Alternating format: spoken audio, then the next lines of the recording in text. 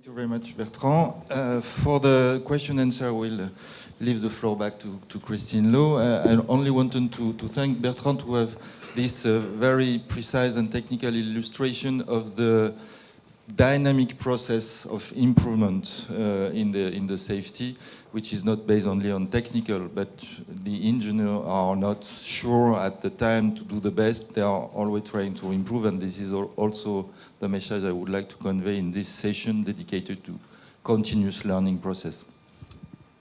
Thank you. Maybe I should just clarify why we included a technical session here. I think as Michael started off this morning, he said, well, half the room is going to fall asleep on some things and half the room is going to fall asleep on other aspects. And I think for generalists, it's easier for us to focus on the preparedness, the general aspects, the concerns of the community, whereas on the technical aspect of the plants and how they're built and why they evolve and develop, and the uranium or the plutonium or the thorium, these are issues that non-technical people find quite difficult to absorb. But we wanted very much to have a session like this to help to start stimulating the community at large, that when we're looking at any source of power, and in this case nuclear power, that there is a whole chain of things that if we wanted to understand more, that we do kind of need to get into. But of course, as Michael reminded us, it isn't necessarily each one of us that will become an expert. But as a community, I think we do need our technical professionals, our engineers and our academics to be able to get into the depth of some of these issues, because as we in Hong Kong continue our own community discussions about this, we are going to need to deal with all of these issues. And our hope at Civic Exchange is that by having these kinds of introductions and conversations and collaborations and networking with professionals and academic institutions, that we will build this community in Hong Kong where we will be able to have our own in-depth discussions in time. So I think, Mr. Barre, you've kind of stimulated us, and let us not forget these plants that he has just showed us. These are exactly the ones that are being built across the border, and and this is the first time for me that at least I can say I've seen some pictures of them. So now I also feel very bad about the previous session in the sense that we cut short Malcolm's session by not really enabling him to round the issue off in some ways. So I'm just thinking, what's the best thing to do? Whether, Malcolm, you feel that you'd like to perhaps round things off now, or perhaps we can take some questions on what people are interested in. So Malcolm, do you think you'd like to wait, or wait a little bit? Okay. So if you have any questions that are pertaining to this particular issues, please address them to our two speakers. And then also there is one other issue that I don't want to miss out on today, which is in France, because you are a nuclear nation, how have you managed to educate the public so that they can sleep well at night? Now, I see a number of hands, so let's just take those questions and see where the room is, but then let us not forget to discuss the issue about sleeping well at night. Let's take those 3 hands that are up and just hear what you would like to say. Good afternoon, Greg Thomas from Foundation Consulting. My question's for Bertrand. And I commend you because in your presentation you spoke about the evolution of from containment to hopefully prevention. What strikes me though is from the outside looking in, but putting this into industrial safety in general, it seems to me that this industry as of now has not evolved to the point where they're actively thinking about prevention, to the point where zero defect, no release of radioactive radiation, of radioactive material is acceptable.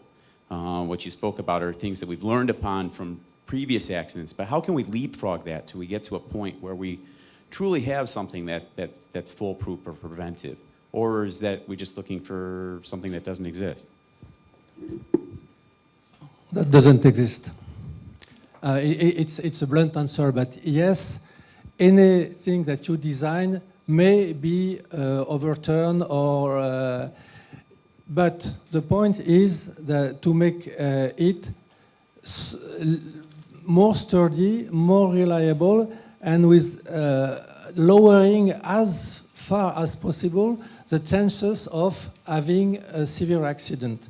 But I will never tell you there will be no severe accident. And as I've tried to explain, we simply, before we were trying to reason somehow in a probabilistic way. We were saying, well, if a severe accident has a probability less than once in 100,000 years, oh, okay.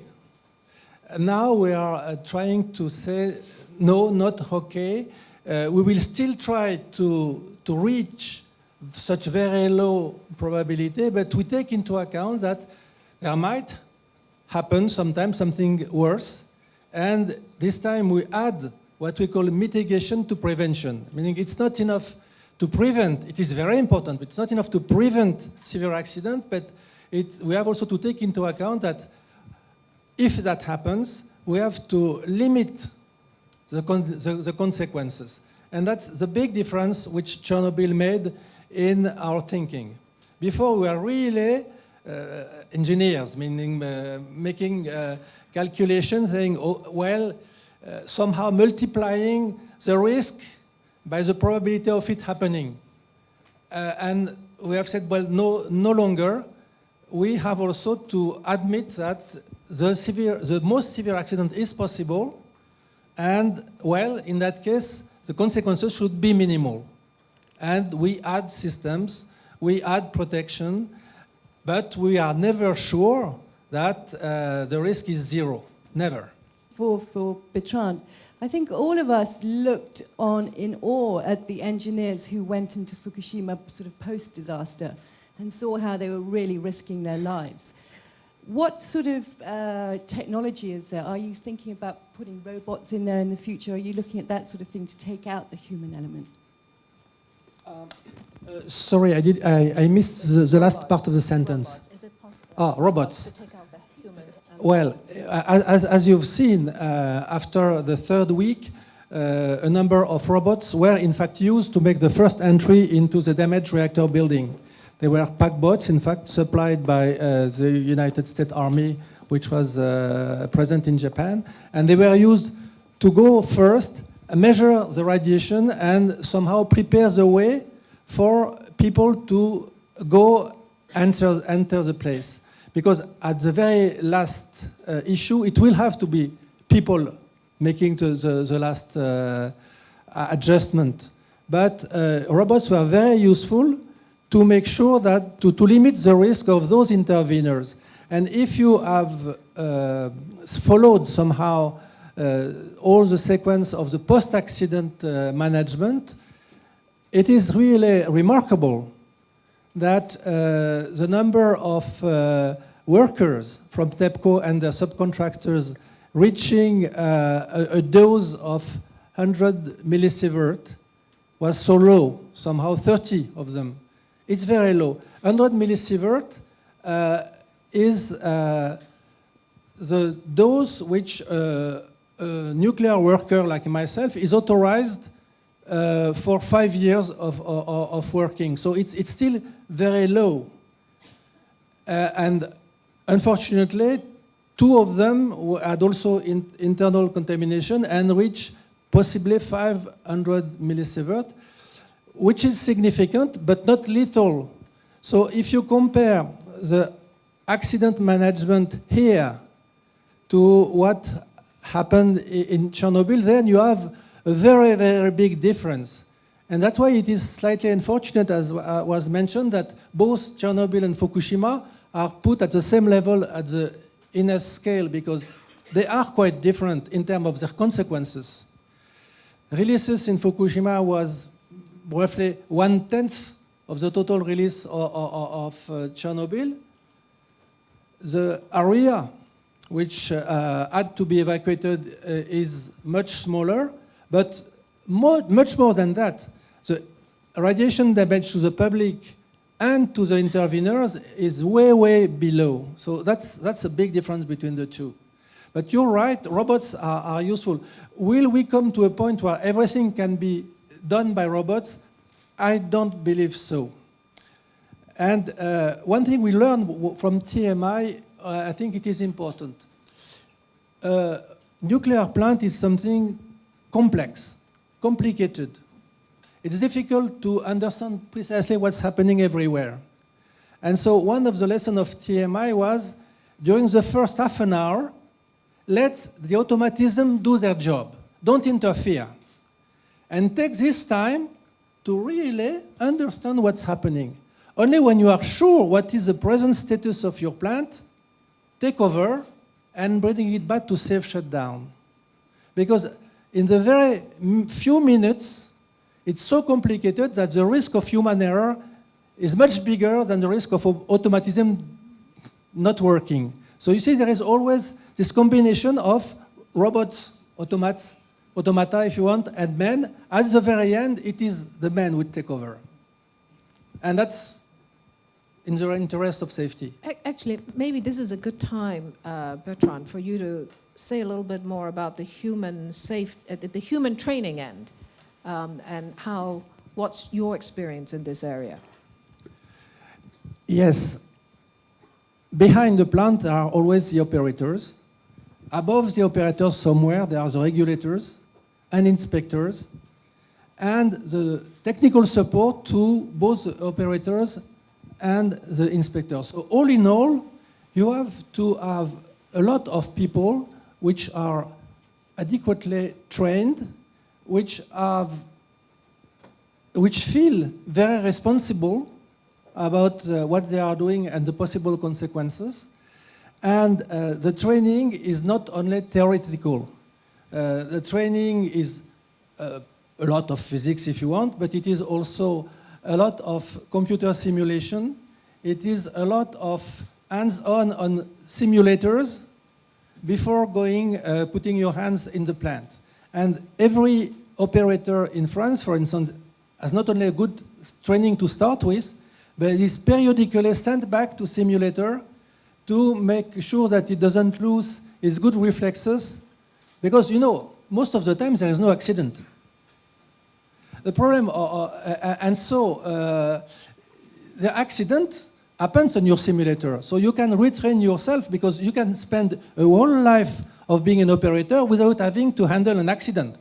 A lot of incidents, of course, but an accident is rare. And so it is very important to have a training which is continuous all your life as an operator, or sometimes as a designer, because of course the plant is made first by the designers, but it is handled by the operator. If I may add something on this question of human skillness, the role of the regulator, the safety authority, and the role of the operator are of course different. Every of these structure has its own responsibility, but they have to discuss when the licensing is prepared or during the safety evaluation during the operation. And to be in capacity of discussion, they have to be competent at the same level on each of the sides of the table.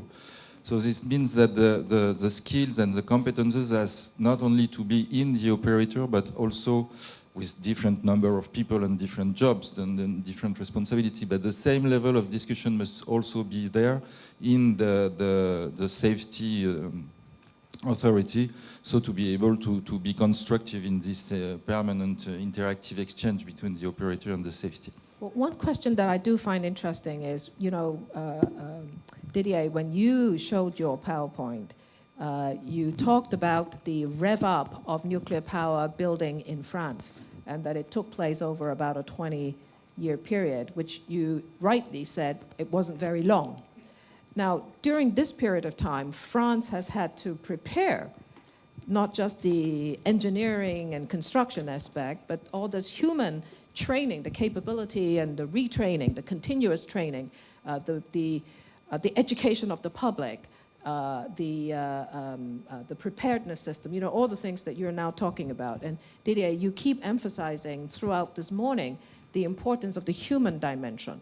I mean, in France, within a fairly short time, How did this system all come about? Are there one or two tips or one or two really important things that you felt the French nation was able to do, and that you have a very, very low or very good safety record? Perhaps Bertrand will complement, but I have a few elements. First, it was a major decision from the government to build the program, so it needs some human resources in the industry. And at this period, in the 70s, the industry, for example, in the Framatome, one of the reactor part before creating Areva, it grew from 1,000 to 12,000 during 2 years because of the need of the program, which was decided by the government and the new plans to build. Same in EDF. They had a major challenge to commute operators coming from the standard fossil fuel electricity production to the future nuclear plants. So, of course, they didn't hire some people already aware of the nuclear plants. There were very few. So they had to train people coming from the other types of electricity production to be able to cope with the new nuclear one.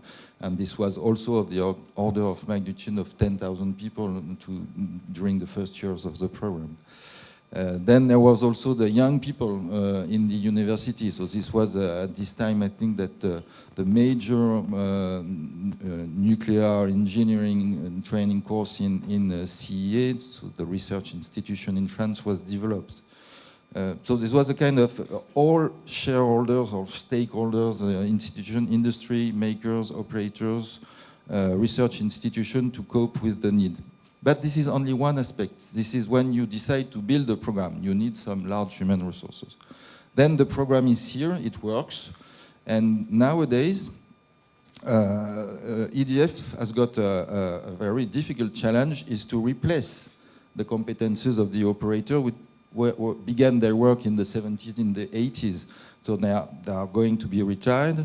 A very large proportion of these are going to be retired. So the question is to come back to new competences and to organize the transfer from the one who are experienced to the one who are going in. And the experience does not only get into lessons, courses, it's all by on-the-job training. So this is a large challenge for them. So again, now there is an organization, reflection in France about how to organize this training, how to be sure that the right people will be at the right place at the right time, especially for the operating and also for the safety authority. And third point on the human, people not involved in the nuclear physics, but who have to be also trained and available, if I may. People involved in the maintenance, in the small and medium enterprises working for the components of the plant and out of Areva. Well, a lot of jobs and activity around, not nuclear experts, but electrotechnics, civil construction, concrete methods, I don't know, a lot of working areas connected to, and also there you have to be sure that the right competences, even if not nuclear physicists, are okay at the right place.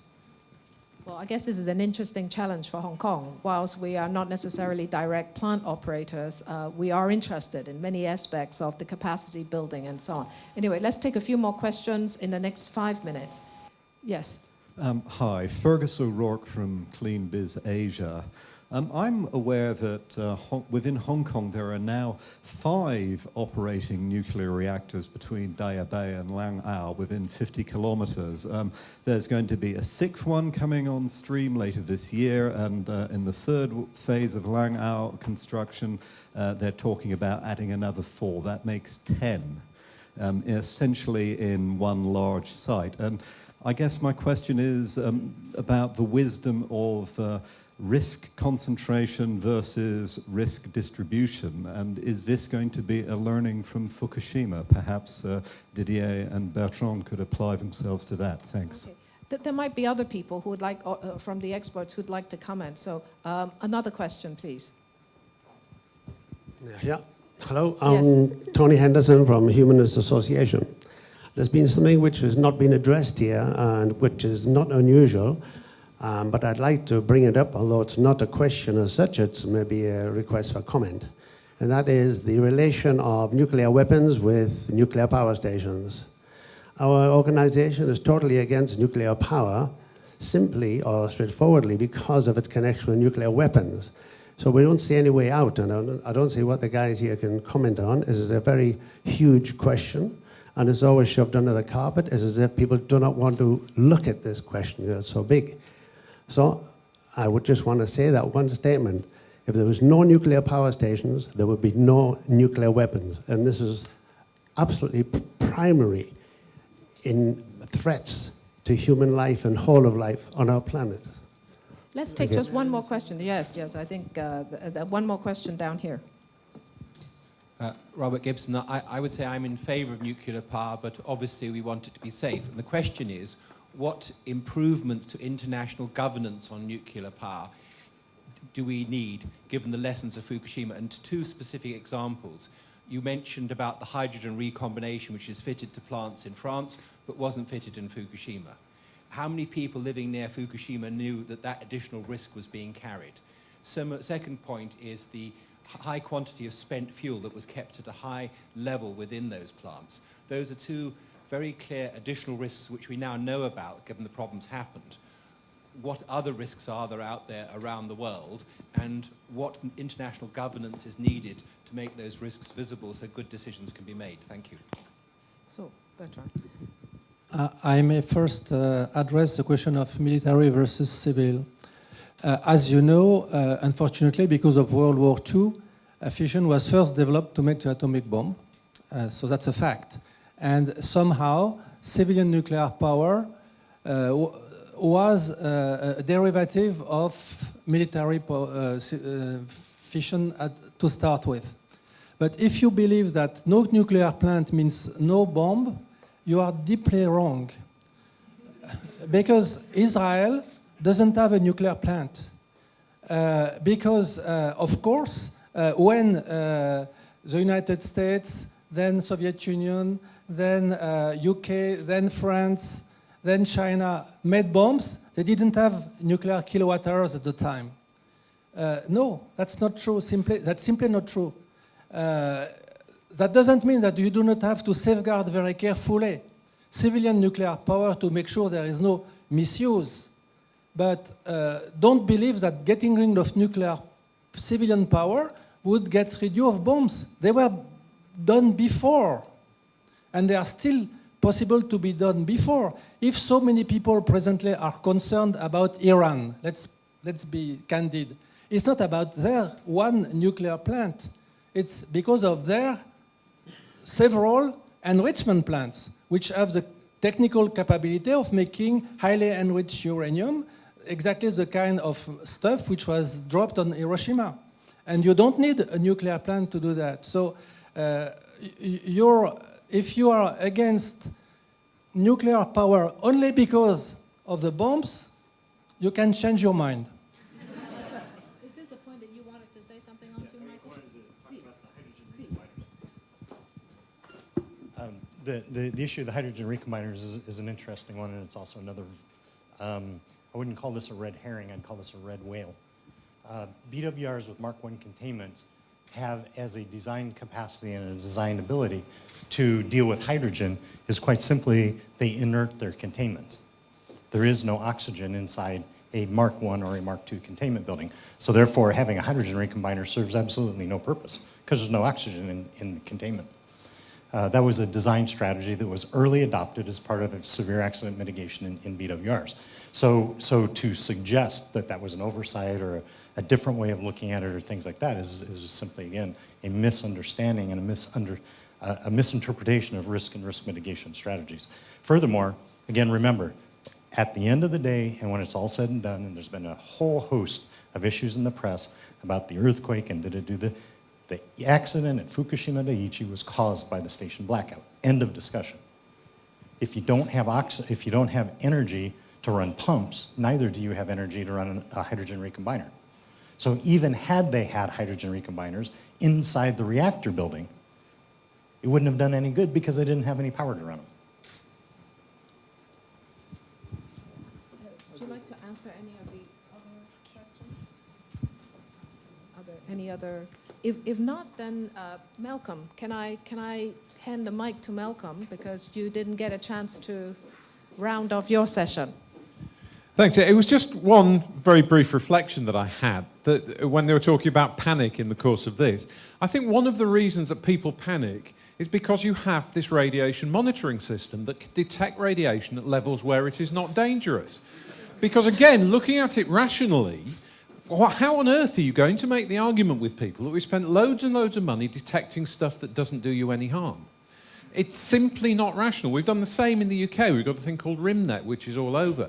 And so why ever that was put in, I hope nobody thought this was going to put public minds at rest, because it's obviously doing exactly the opposite to that. I understand at the time of Fukushima, there was a 24-hour gap between when you were expecting it to come across and those who were operating the network actually saying this is the amount we've had. Whereas if you had a system that could just detect it when it got to dangerous levels, I mean, who now remembers Bhopal, for example? Just in a different league from Chernobyl in terms of the damage that it did to people. There's debate now as to whether there were as few as 3,500 deaths in the first day after Bhopal. And there's a debate about in the next 70 years, will there be 3,500 or 4,000 deaths because of Chernobyl altogether? But in Bhopal, nobody bothered setting up a network that could detect methyl isocyanate, so people forgot about it. And so those who are running that network, I'd say if you must look at the stuff, then carry on. Nobody would stop you from doing that. But for God's sake, keep quiet about it.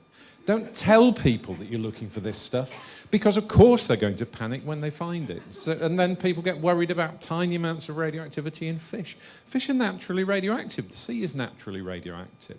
Why on earth should we be worried about that unless someone tells us to be worried? And that's the irrationality behind a lot of this communication about radioactivity.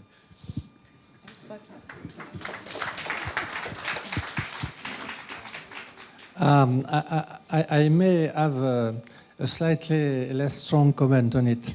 But the fact is that if you are speaking in terms of prevention, protecting the public before something happens, I think it is fine to have very low norms to say that public should not have more than one additional millisievert per year coming from nuclear activities. That's fine. But if you have an accident and say, okay, this part of land has been contaminated, and people who would sit here all year round would get an additional 10 millisievert. As compared to 1 millisievert that appears enormous, so you say, of course you have to evacuate those people. But in fact, 10 millisievert per year is a very negligible additional dose. And the damage due to evacuating people is probably much bigger, and have been damaged in terms of well-being, health, etc., than letting them live with an additional 10 millisievert per year. And so the problem is, what is good for prevention may not be so good for post-accident management. It is something which is a question raised, for instance, by Fukushima presently. Now, there was an additional question about putting a lot of plants in the same location or more. There are two arguments on that. First, the argument, if you have several plants in one location, and if one plant is in trouble, they will be able to draw resources from the fellow plants, a lot of trained people being able to help them. If you have several plants on a site, you will have intervention methods which are probably more efficient. You have more materials than if you had a single plant. So there was a number of positive aspects of having several plants on the same site. But indeed, if you have an external accident, an external catastrophe, which has a common mode, which means that you have the accident going on at the same time on all the plants of your side, that's very difficult to handle. So you see there are kind of pros and cons. It's not so obvious to decide. Well, you know, it is lunchtime, And I have a hand up from my own colleague, so I'm going to ban him from asking this question, because otherwise we're going to upset a whole lot of people here. But if I can just round off today by sharing some personal reflections with you of what I've learned. I think certainly we have clarity on the key lessons from the three major accidents that we can all remember, from 3 Mile Island to Chernobyl and now to Fukushima. Now, on the issue of technology, I think in any community we're going to need the experts, the engineers, the academics, the professionals, to really focus on that, but to be able to communicate their knowledge to a much wider audience. So that comes back to an issue where how do we train our professionals to be able to communicate? And Malcolm, you emphasized this issue of how to communicate. And this issue about, shall we tell people?